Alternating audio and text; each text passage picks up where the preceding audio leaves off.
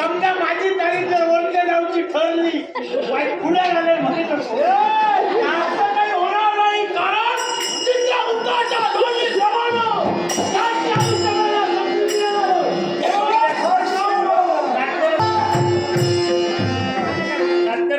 महंतांच्या मुखातून निघाले शब्द केवळ आड मृत्यू आहे.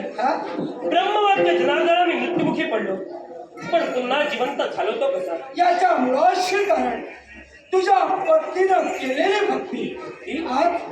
आज तुझा हा देह पहा आज एका पशुप्रमाणे झालाय पण याच्या पुढे शिवाची भक्ती कर पत्रिका समाचारी करिता पुन्हा देह सुशोभित होईल. पण देवा मनी माझा प्रश्न कसा झाला? प्रश्न याचं उत्तर तुम्ही. याच्या मुळाचे कारण तुझी पत्नी आहे कारण या माझ्या बाळेने कालपणापासून या गौरीची आराधना केली उपवास केले जीवनातील प्रत्येक मंगळवारी हे उपवास केले पण महत्वाचं म्हणजे श्रावण मासात येणारा प्रत्येक मंगळवार श्रावण महिन्यातील प्रत्येक मंगळवार तिने कठोर माझं व्रत केलं आणि याचं फलित म्हणून आज तुला पुनर्जीवन प्राप्त झालं नव्हे तर शिवगौरीचा आशीर्वाद तुम्हाला प्राप्त झाला आहे. पण आई, माझ्या पत्नीला केलेल्या तुझ्या पूजनाला काही महत्व असेल का? बाळ आतापर्यंत श्रावण मासातील मंगळवारचं व्रत हे गौरीचं व्रत म्हणून ओळखत आहे पण आज याच व्रतामुळे शिवगौरीचा आशीर्वाद तुम्हाला मिळाला म्हणून या व्रताला